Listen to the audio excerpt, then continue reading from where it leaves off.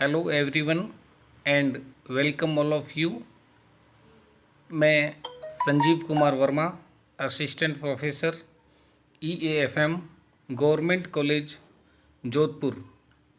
आज चर्चा करेंगे जय नारायण व्यास विश्वविद्यालय जोधपुर के पाठ्यक्रम के अनुसार BCom part second, paper second, अंतर्राष्ट्रीय व्यापार एवं वित्त के बारे में।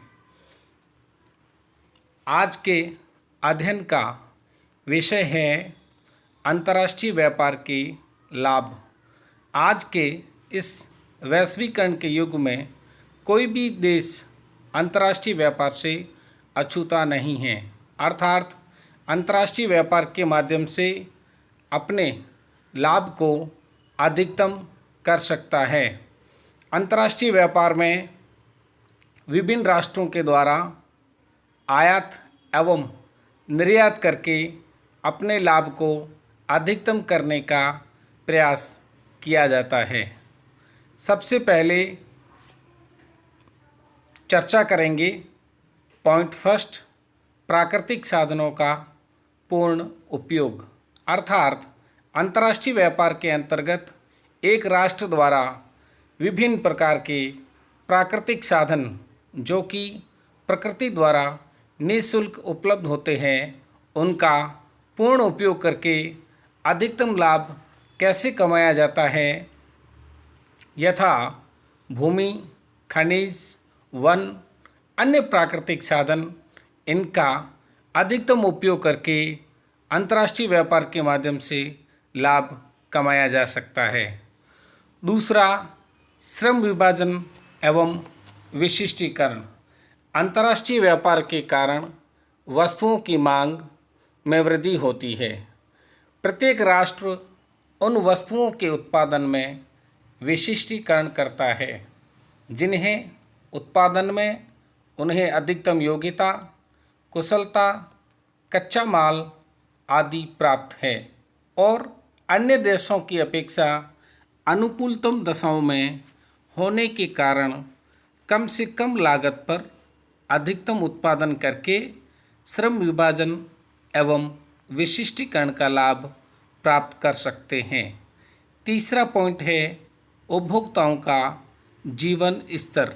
आज के इस वैश्वीकरण के युग में प्रत्येक उपभोक्ता अधिक से अधिक वस्तुओं का उपभोग करना चाहता है, अर्थात अंतर्राष्ट्रीय व्यापार के कारण उपभोक्ता के समक्ष अनेक प्रकार की वस्तुएं उपलब्ध है।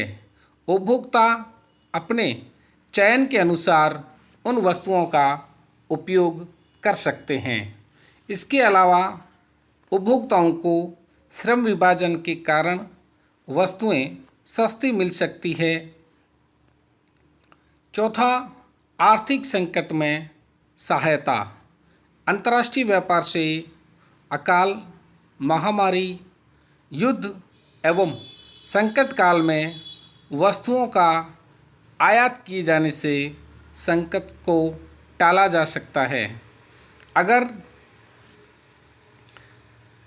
अभाव के समय भारत को खाद्यान्न अमेरिका से उपलब्ध न हो या युद्ध के समय अस्त्र शस्त्र प्राप्त न हो तो देश की अर्थव्यवस्था अस्त व्यस्त हो जावे और लोगों के उपभोग स्तर में गिरावट आ जाए तो अंतर्राष्ट्रीय व्यापार आर्थिक संकटों से मुक्ति प्रदान कर सकता है।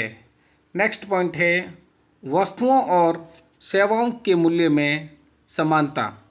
अंतर्राष्ट्रीय व्यापार के कारण वस्तुओं और सेवाओं का अंतर्राष्ट्रीय स्तर पर क्रय विक्रय होता है, अर्थात महंगे स्थानों पर आयात होता है और सस्ते स्थानों से निर्यात होता है।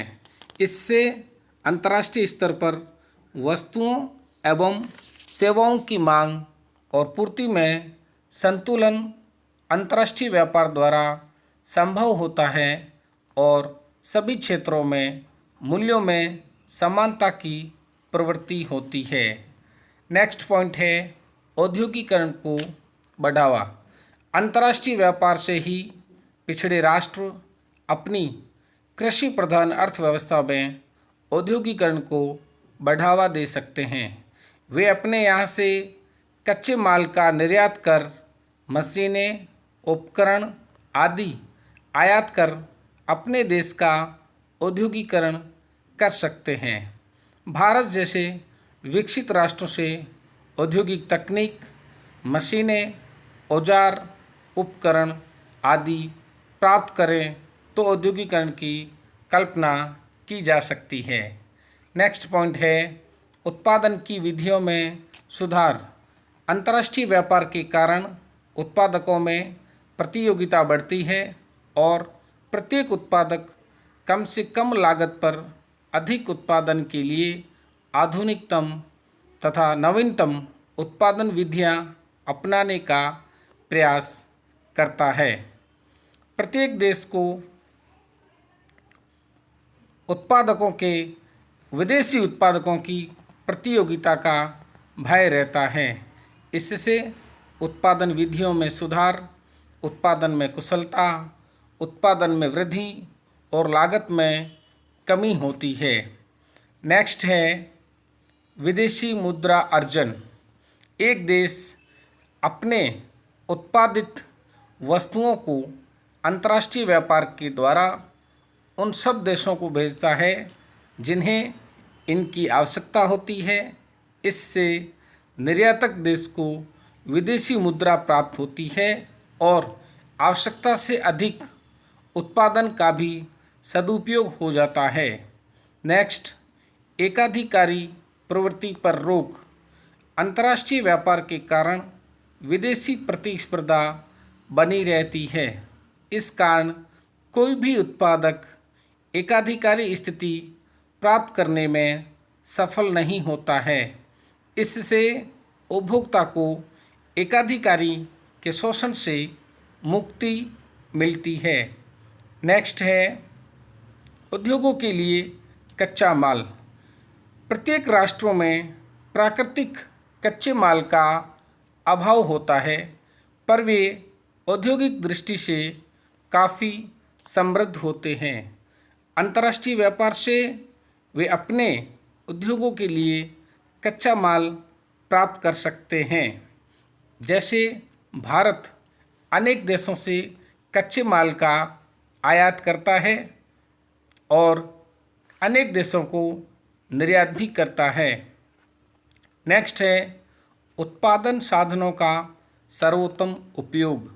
जब अंतर्राष्ट्रीय व्यापार के कारण श्रम विभाजन एवं विशिष्टीकरण होता है तथा प्रत्येक उत्पादक न्यूनतम लागत पर अधिकतम उत्पादन करने के लिए साधनों का विवेकपूर्ण उपयोग करता है, तो स्वभावतः उत्पत्ति के प्रत्येक साधन को उसी क्षेत्र में प्रयुक्त किया जाता है जहां उसकी सीमांत उत्पत्ति अधिकतम हो।